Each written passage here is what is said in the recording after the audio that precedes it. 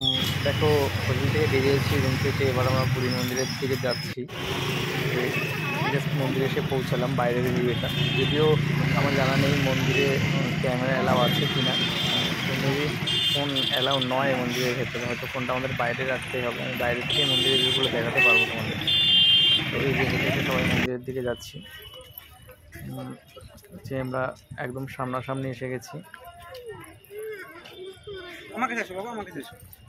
সবাই হাঁটছি, হেঁটে মন্দির বাইরের দিকটা তোমাদের দেখাচ্ছি। খুব সুন্দর বাইরের ভিউ। ফার্স্ট টাইম আমি পুরীতে যেহেতু এসেছি, আমার তো খুবই ভালো লাগছে। এই যে আমরা এখন যেখানে যে শেল্টারটা আসছি, এখানে আমরা জুতো রাখার জন্য এসেছি। মেবি এখানে আমাদের মোবাইল টোবাইলগুলো সব জমা রেখে দিতে হবে এখন। তারপরে মন্দির ভেতর থেকে দর্শন করে এসে আবার আমি ভিডিও দিচ্ছি।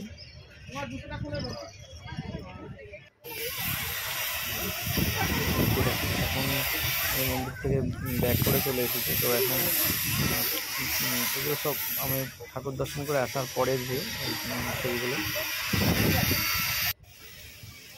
মন্দিরের মেন এন্ট্রান্স ছিল। এবার আমরা যেখানে রথ তৈরি হচ্ছে সেই জায়গাটা দেখার জন্য যাচ্ছিলাম। এটাও মন্দিরের একটা গেট, উত্তর দক্ষিণ পূর্ব পশ্চিম 4খানা গেট আছে বলেছিল মন্দিরে।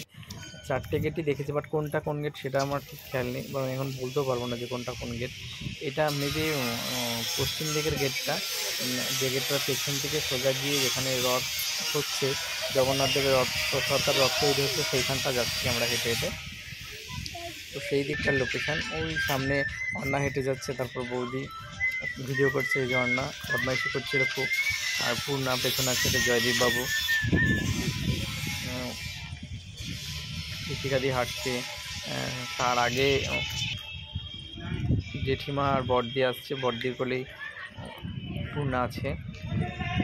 তপন দ্বারা মেপে পেছনে আছে, কি আগে এগিয়ে গেছে অনেকটাই। এগুলো সব ছোটো ছোটো ঠাকুর ঘর করা আছে, বিভিন্ন দেবদেবীর মূর্তি রয়েছে ভেতরে ভেতরে সব। তো খুব সুন্দর, সবাই খুব আনন্দ করছে, কারণ সবাই ফার্স্ট টাইম পুরীতে গেছে। অনেকটাই হেঁটে যেতে হয়েছে, কারণ অনেকটা অনেকটা পুরী সারাউন্ডে অনেকটাই বড়। আর একটা সবথেকে ভালো জিনিস, এরকম জলের কল দেওয়া রয়েছে, যাতে যারা দর্শনার্থী যাচ্ছে তাদের কোনো প্রবলেম না হয়, জল তেষ্টা না পায়, সেই জন্য এভাবে জলের কল দেওয়া রয়েছে। এরকম দুটো গেট আমরা পার করেছিলাম। পার করার পর তারপরে আমরা জগন্নাথের রথ তৈরির জায়গায় পৌঁছেছিলাম। অনেক রথ তৈরি হচ্ছে, অসম্ভব সুন্দর।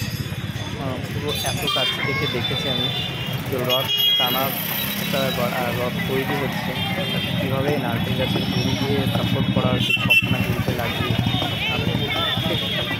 রথের খুঁটি চাকাতেও এরকম রং করা হচ্ছিল, ডিজাইন নানা করা ছিল। আর প্রত্যেকটা থেকেই ডিজাইন করা হয়েছে।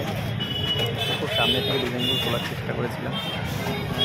দেখো, একদম সুন্দরভাবে ডিজাইন ফুটিয়ে তোলা হয়েছে। প্রত্যেকটা চাকায় এখন কাজ চলছে, রঙের কাজ চলছে চাকাটা। মেবি কাঠগুলো ফ্র্যাকচার তৈরি হয়ে গেছে, আর এখন রঙের কাজ চলছে। ওই দিকে দেখা জগন্নাথ, বলরাম, সুভদ্রা তিনজন ফার্স্ট রথ রয়েছে। জগন্নাথের এইটা রং হয়ে গেছে, আরেকজন রং আঁকিয়েছে। এখানে বসেই সাইডে বসেই রঙের কাজ করছে, চাকাতে রঙের কাজ করছে, কাজ করছে, ডিজাইন করছে, ডিজাইন হচ্ছে। ডিজাইনগুলো কত কালারফুল করেছে, এগুলোর ওপরে বোর্ডে সব রকম কালারফুল দিয়ে দিয়েছে, সুন্দর দেখতে লাগছে।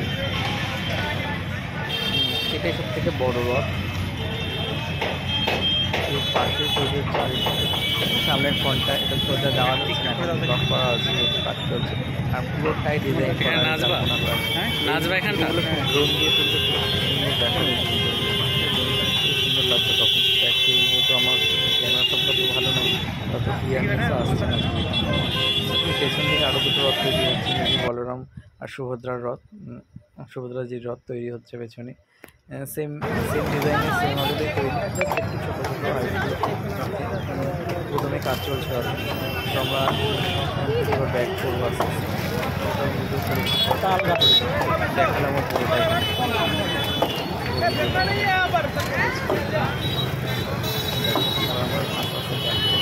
একটু বৃষ্টিও পড়ছে, রোদ হচ্ছে প্রচুর। প্রচুর, কিন্তু তার মধ্যে বৃষ্টিটাও রয়েছে। তারপর আমরা আস্তে আস্তে বেরিয়ে গেছি। এটাও মন্দিরের ফ্রন্ট সাইডে, আমি একটু ব্যাক ক্যামেরা করে ফ্রন্ট করে দেখানোর চেষ্টা করছি। এত সুন্দর ভিউগুলো লাগছে, গার্ডেন মন্দিরের সামনে এত সুন্দর গার্ডেন করা হয়েছে। তখন তো রোদ, তাই রোদ, যদি ছাওয়াতে বসা যায় অসম্ভব সুন্দর, লোকেশনটা খুবই সুন্দর দেখতে। তারপর আমরা ওখান থেকে সোজা চলে এসেছি প্রসাদের প্রসাদ খাবো। কাকাতোয়া হোটেল, ওটা হলো কাকাতোয়া হোটেল, খুব ভালো। সেখানে একটা বিশাল বিশালটা অনেক রকম আইটেম ছিল, লম্বা রাইস, পাঁপড়, ডাল, পকোড়া, পনির ছিল, তারপর ডাল সবজি ছিল।